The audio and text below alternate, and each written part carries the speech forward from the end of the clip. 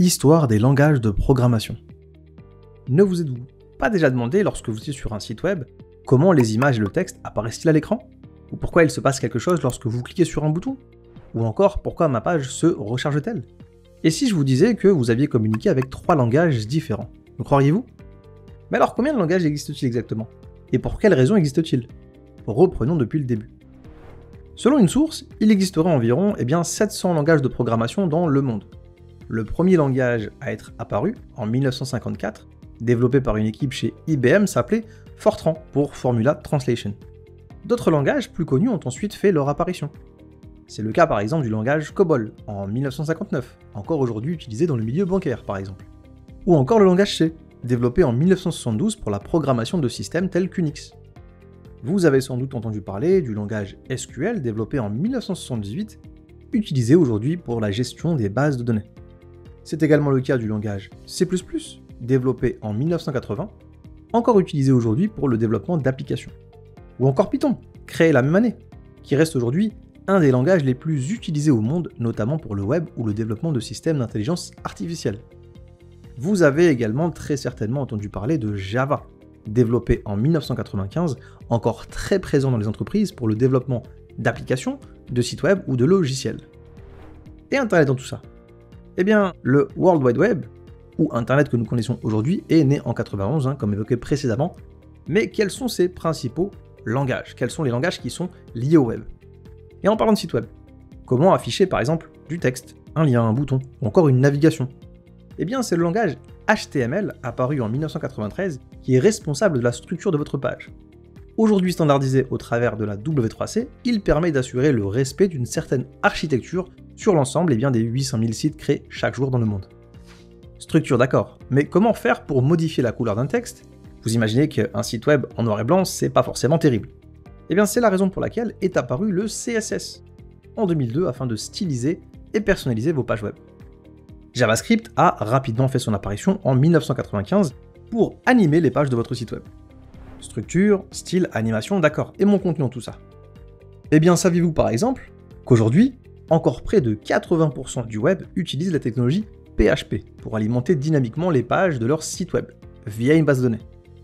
En clair, chaque langage va jouer un rôle bien précis.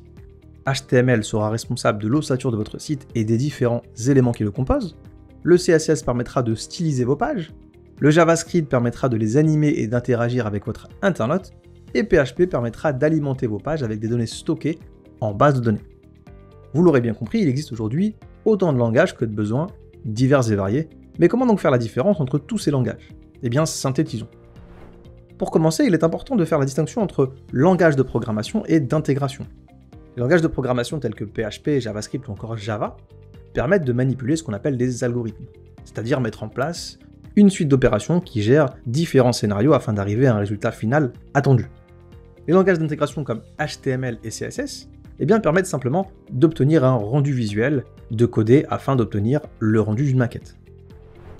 Back-end versus front-end. On retrouve parmi ces langages des technologies dites front-end, comme par exemple le HTML, le CSS ou encore le JavaScript, qui sont interprétés, c'est-à-dire exécutés côté client, et par client j'entends votre navigateur. C'est votre navigateur qui interprétera votre code, ce qui signifie que suivant votre navigateur, le rendu peut être sensiblement différent.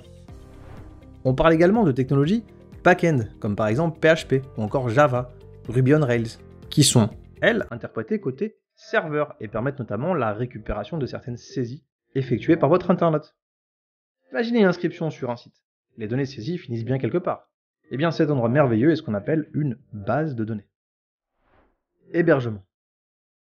Eh bien oui, si votre site, web ou application est accessible dans le monde entier, c'est qu'il est hébergé sur un serveur en ligne, sorte d'emplacement réservé dans lequel est stocké votre code. Framework, librairie, CMS. Alors pourquoi est-ce qu'on parle aujourd'hui de framework, ou encore de librairie? Et qu'est-ce qu'un CMS?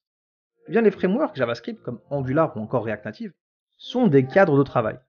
Imaginez que plutôt que de construire une maison de zéro, on vous imposait déjà les murs. C'est le principe d'un framework. Vous respectez un certain cadre pour développer votre application. Du coup, c'est quoi jQuery? Eh bien, jQuery, c'est ce qu'on appelle une librairie. En l'occurrence, une librairie JavaScript. Une librairie est un ensemble de fonctions qui appellent du code. En d'autres termes, c'est du code qui appelle du code. Et pourquoi ferait-on cela? Lorsque John Resig, un jeune entrepreneur de 22 ans, créa jQuery pour la première fois, il fit un constat. JavaScript est un langage complexe et verbeux. Pourquoi ne pas mettre en place un code plus simple qui, une fois appelé, se chargera d'appeler un code plus complexe? Cela permettra d'en écrire moins pour en faire plus. C'est exactement la philosophie d'une librairie. Mais que se passe-t-il si vous décidiez de créer un site web sans vouloir taper une seule ligne de code? Encore une fois, il y a une solution pour ça, et on appelle ça un CMS, ou système de gestion de contenu, en français. WordPress, créé en 2003, est le CMS le plus populaire aujourd'hui puisqu'il comptabilise près de 40% des sites web en ligne sur Internet. Et il vous permettra de mettre en ligne un site sans taper la moindre ligne de code. Code source. En parlant de code, on le retrouve où ce code? Pour cela, ouvrons un navigateur et la console d'un navigateur.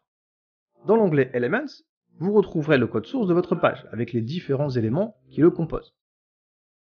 Vous pourrez accéder au CSS mais également au code JavaScript. Pour ce qui est du PHP, il vous faudra accéder au serveur. Vous pourrez également accéder à l'ensemble du code source en l'affichant sur le navigateur comme ceci.